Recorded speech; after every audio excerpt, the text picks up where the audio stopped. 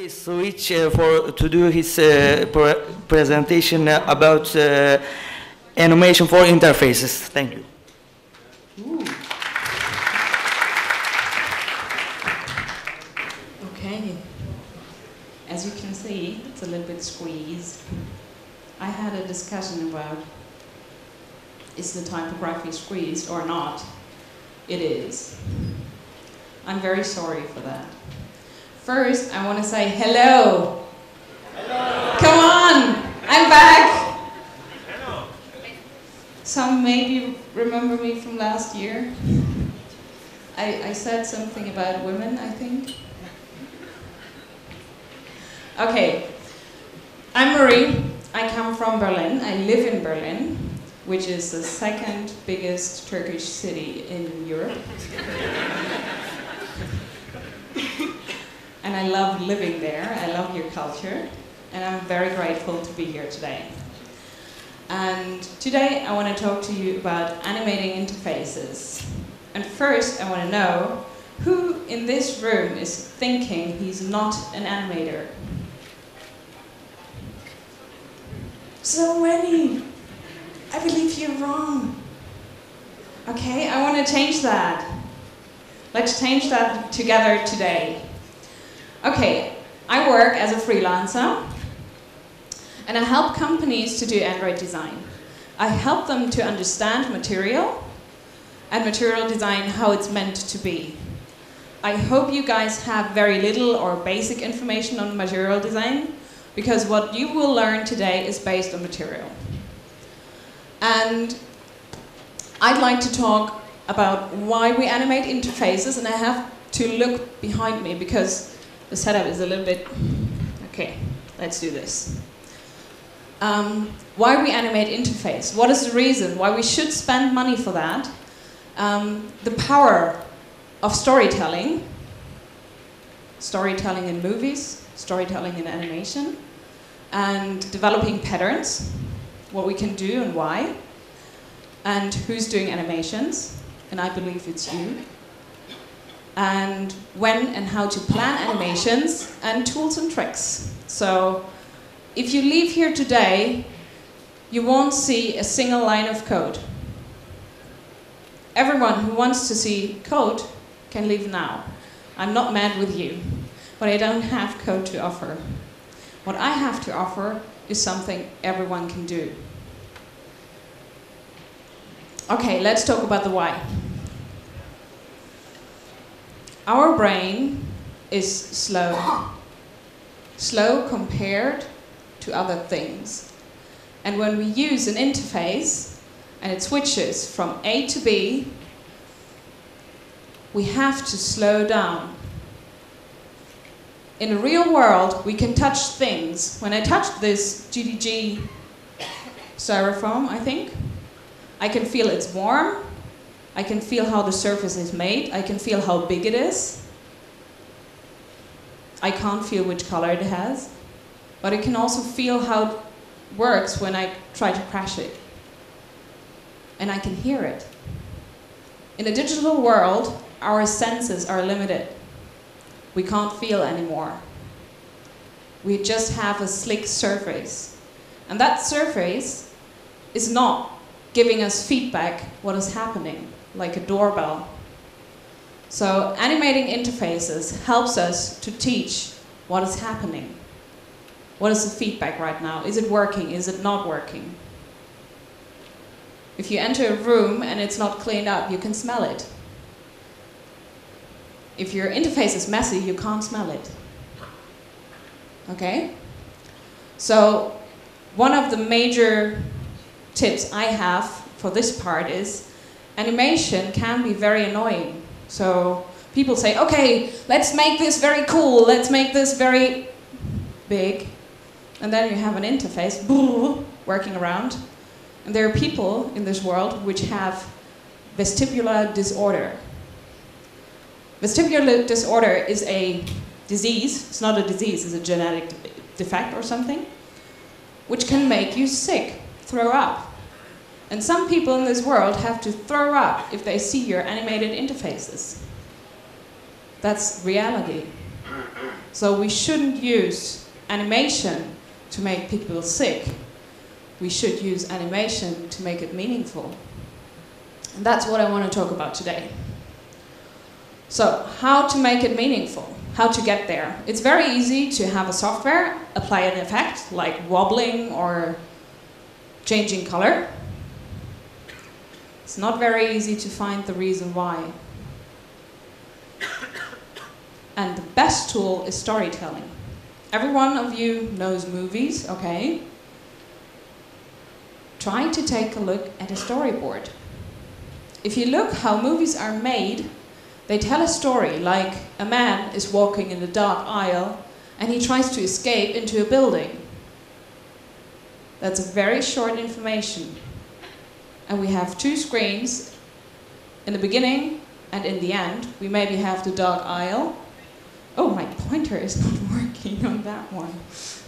We have the dark aisle and we have a man walking in a building. For the full story, we need to transition in between. We need between the aisle and the building, a man running. To tell the full story, to give the full feedback, we need transitions. And those transitions, we need to find how we make them. Okay. If you provide animation as a feedback, yeah, that'll work.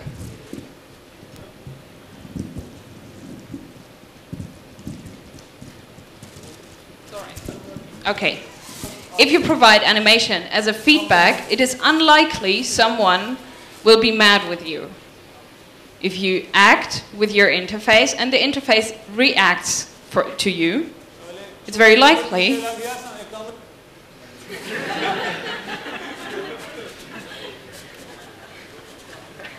I'm living since 9 years in Berlin and I still can't speak a single word of Turkish. I have to change that. If you have your interface, you interact with your interface, and the interface... Hey, guys, I'm trying to do a talk here. Do you want to come out and help?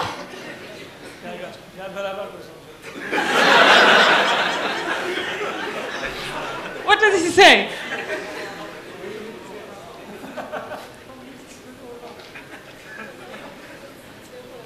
Okay.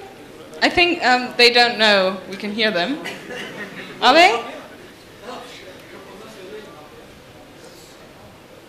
Okay, let's proceed. I really have my difficulties this time. I try to make my best of it. I'm not...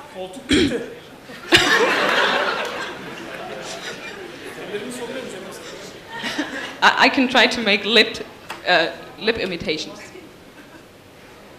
Okay. Feedback. Okay, if you provide animation as a feedback for the interaction a user was initiating, it's very likely he is expecting a reaction and he can digest it. So he can understand it's happening. If you provide animations and the user didn't ask for it, it's very likely he's annoyed. Oh, it's getting less. Let's talk about the principles. I've worked on some principles, like, I'm very sorry for the squeezed interface. You will get a proper one. The first interaction, or the first principle I love, is leading interaction. Let me show you again. What did you notice? Again? Ses, bir ses. İyi mi, nasıl şu anda? Şiddeti okey. Işırtı falan gelmiyor herhalde. I'm waiting. Okay. Çok nasıl gezme şansım olmadı, hani nasıl olacak? What?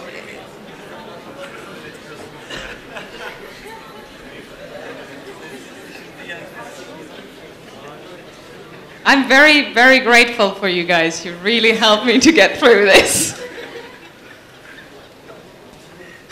Okay, leading interaction. remember when your marketing says, we need a logo here, we need a bigger call to action, we need an arrow pointing at the call to action, or we need an animated call to action, so the user is very likely to press on that call to action. It's terrible. Marketing teams over the world do it all the time. It's a terrible habit to make sure the user gets where he has to go. There's a very simple way to get him there. It's the last item which appears. Okay? In this case, it's the fab. The user is watching the items appearing, and if the fab is the last one, his attention will stop with the fab. That's the first one. A second one, very useful, is understand feedback. And the very, very known feedback is changing color, like hovering a button for web, or pressing a button, or long pressing an item. That's very special for Android, or having a successful procedure. What I really love is teaching information architecture. You all have on your platforms, doesn't matter, iOS or Android, tabs, okay? And tabs, you can swipe. Swiping a tab is an interaction. And having the gesture and the slide behind is the transition. That's already an animation. And that animation teaches you where to find the information, where it comes from. You know exactly on the left side, you have the information, don't know, food. On the right side, you have the information prices. And you can swipe in between, maybe. The swipe itself teaches you where to reach the information. And another example can be a toolbar. Let's say the toolbar is scrolled, and you have on your phone just the content. That's very special about Android. You can hide the toolbar. And I might select something, and I want it back. Of course, it comes from the top, because this is the location where it was before,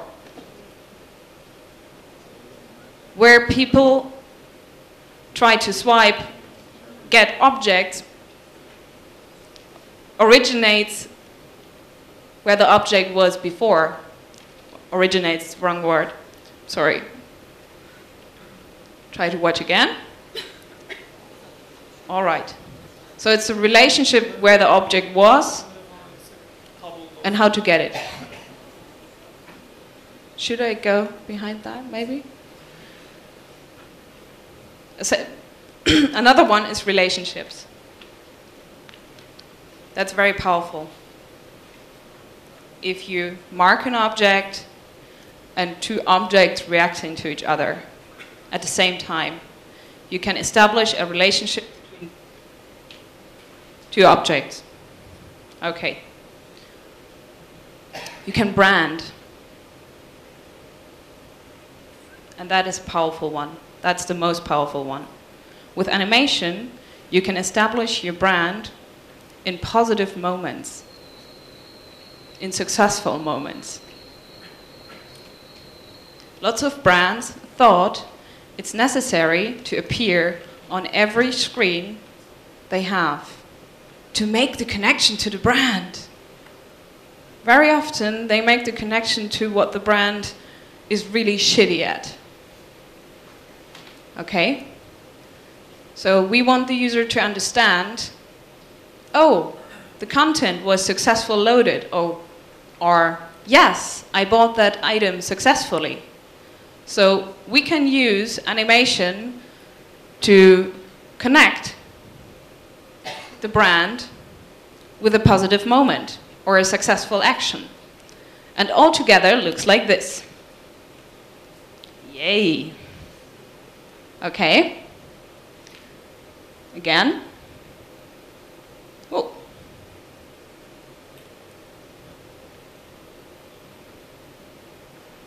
That's material. The surface goes into the fab. The fab is using the logo to colorize the background. And the colorizing background gives me the feedback that action was successful. So, let's talk about the who. Who can do this? And it's really simple. For that animation, I needed 2 post-its, 1 pen, and a little bit time of 20 minutes. And I believe you can do this too. I believe everyone in this room is an animator. And I got this because I'm working for a lot of companies. I'm a freelancer, and every company is asking me to use another tool.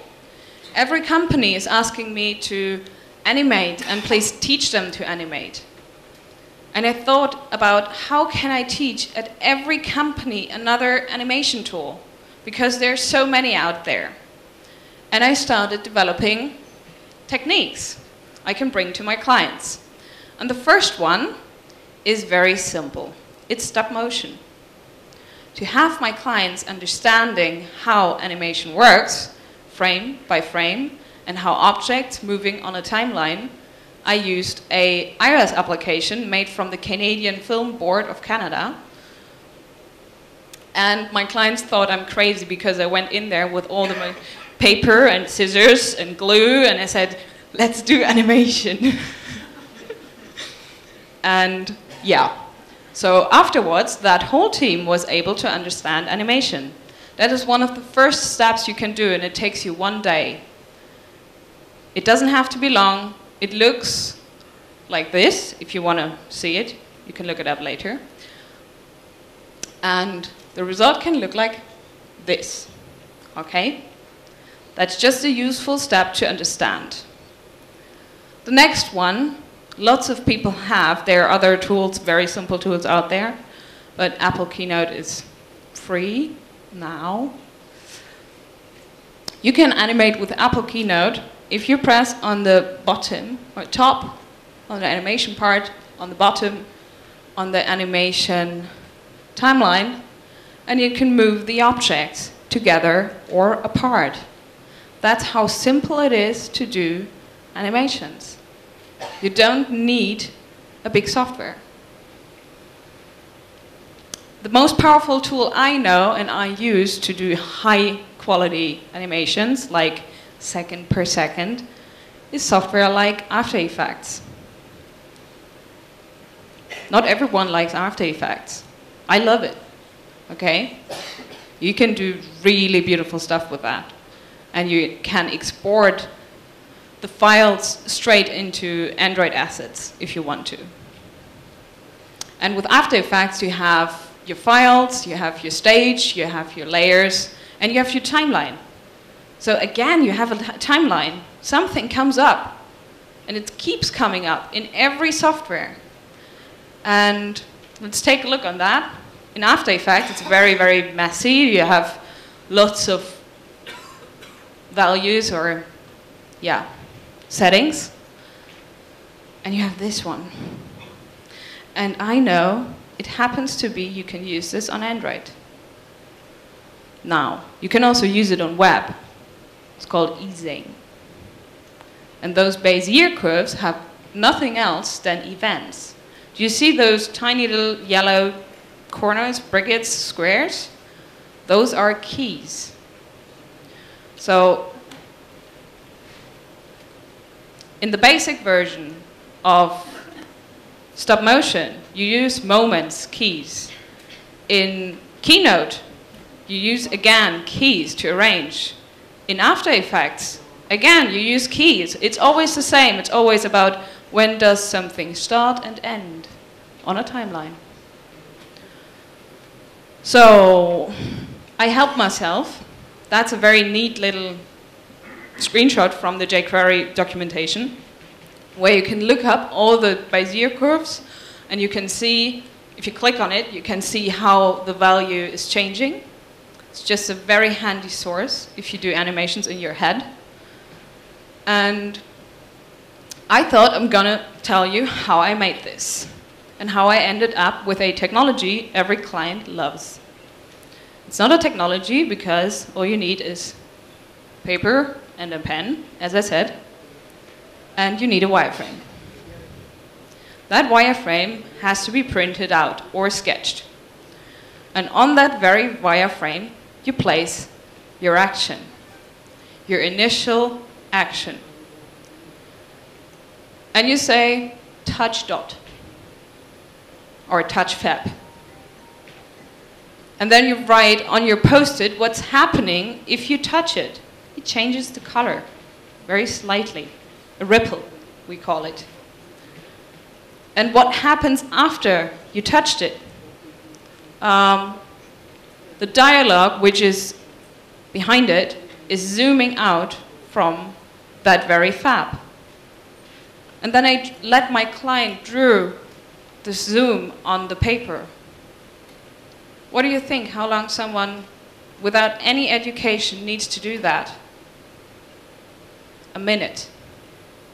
What do you think? How long someone without any education needs to learn After Effects, Keynote, or whatever tool is out there?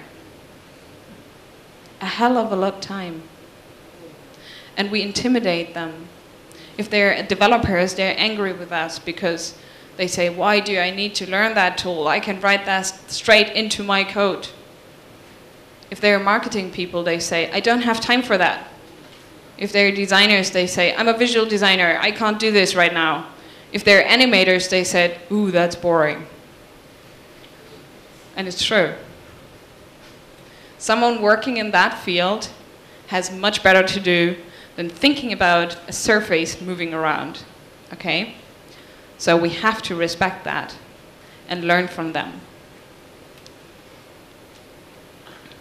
So I designed my transition, my storyboard in between. What happens when I touch the dot? And I can do this the whole day with a whole application, and I'm good. Because everything a developer needs is that kind of information. If he misses something, he comes back and says, okay, what is it doing if it does this and this and this? But that's a very fast and efficient way to plan, iterate, and establish animation patterns which can save you so much time and money. Especially if it is about branding, okay?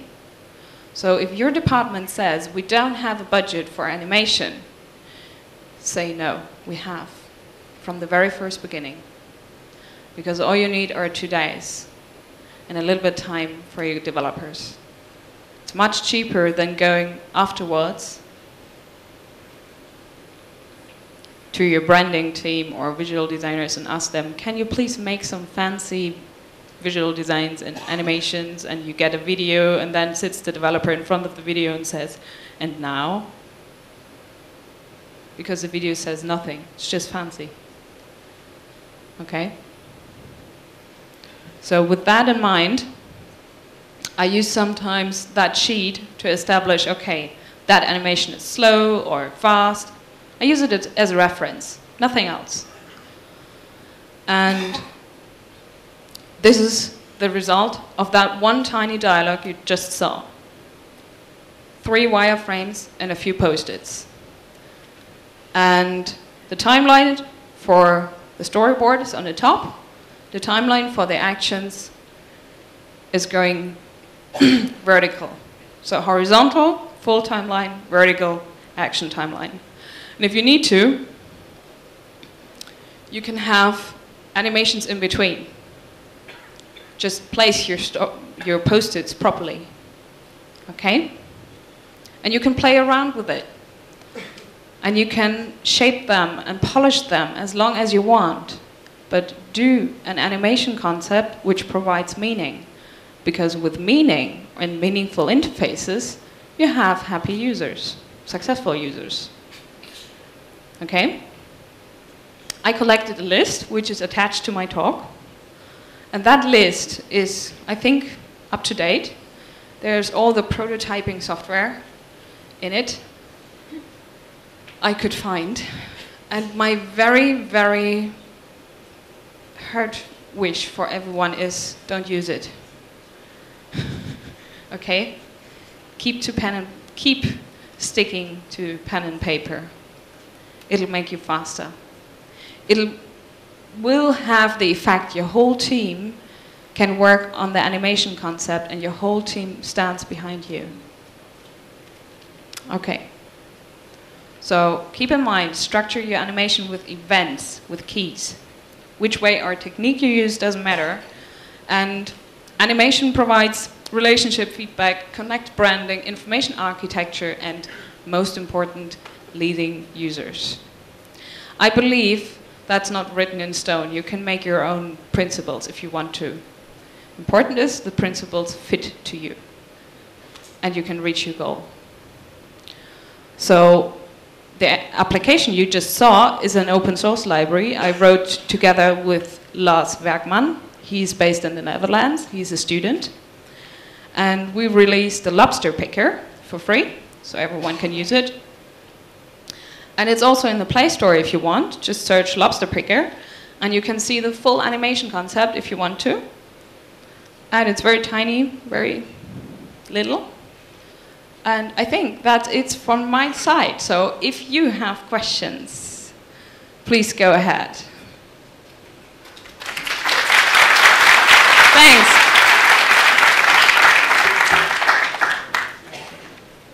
How much time do we have left for questions? 10 minutes. That's very good. I have one question on the back side. Do I have someone helping with the microphone?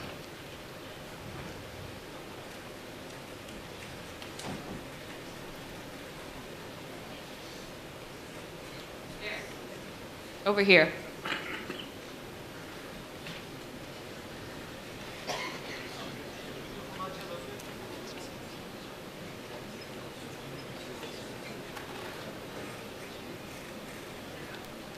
Hey. Hello. Okay. Now I'm going to say meaningful stuff, hopefully. My name is Esin. I'm a user experience designer. Thank you very much. It's a great talk. Very inspiring. Definitely totally what I needed. And my question is about consistency within an app. What I experience as a huge problem with my clients is that one scene of animation, we sort it out. It's great. It's a ripple effect. And the hierarchy is good.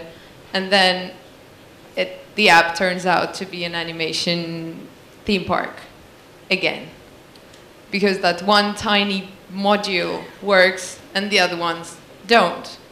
The same functions are associated with different animations.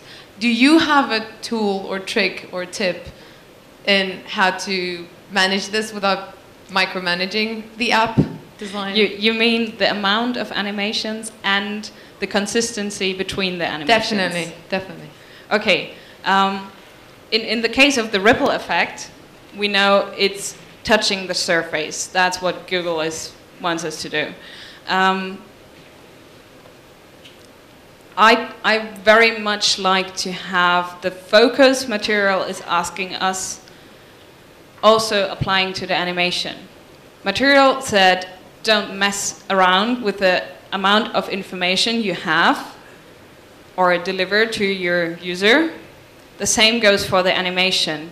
If you have one main task which should be done, it helps to focus on that main task also in case of the animation. In case of the consistency, I would say, I mean, the ripple effect is meant to display the touch or feedback as I used in the color drawer. I would try to stay away from effects or animations Google already applied. I wouldn't try to change them. That's what I can say, I think, I hope. That pretty much answers my question. Thank you. All right.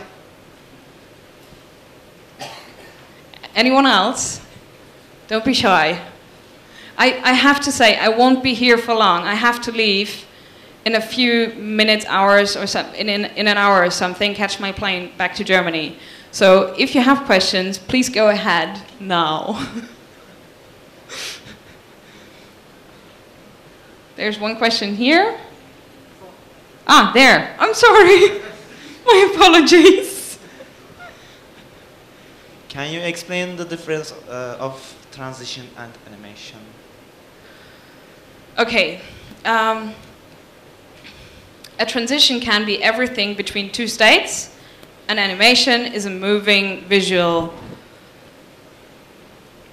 object. Helps? A transition can also be water turning red because you put wine in it. That is also a transition applying in the real world. Animation is a specific word specifically meant for changing objects on for your eye. All right. Anyone else? There in the middle.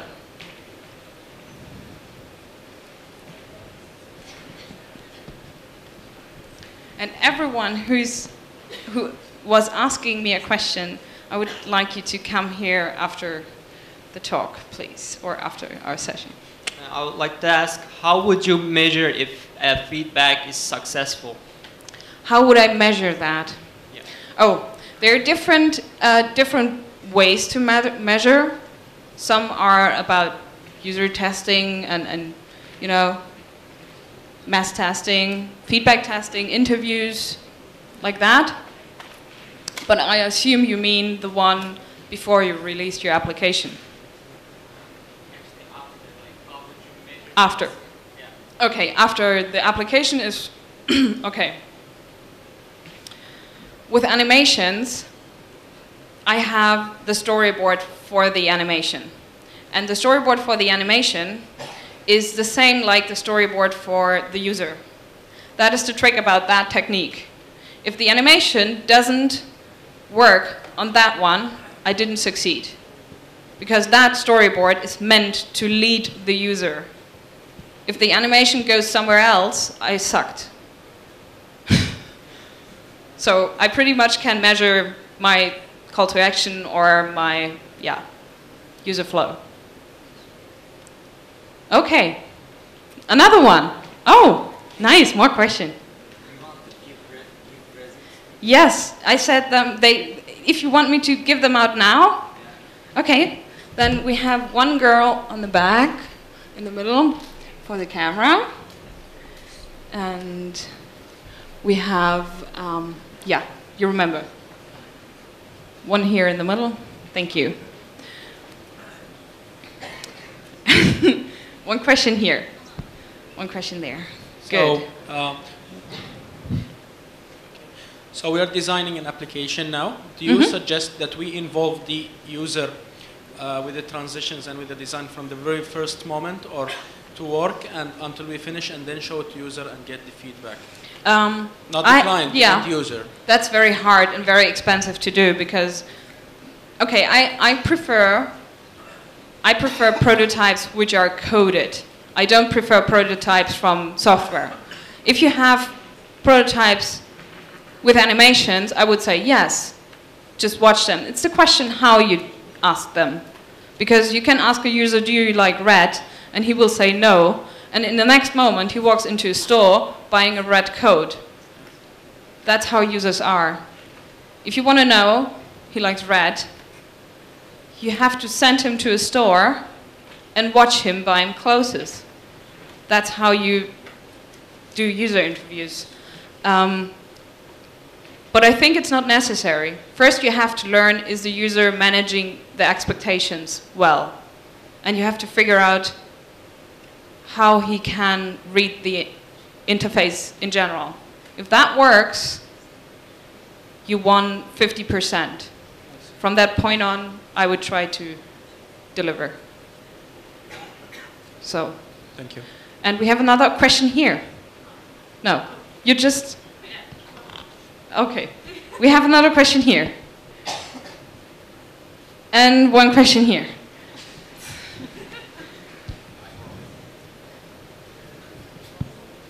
How can you keep animation fluent? Animation what? Keep animation fluent.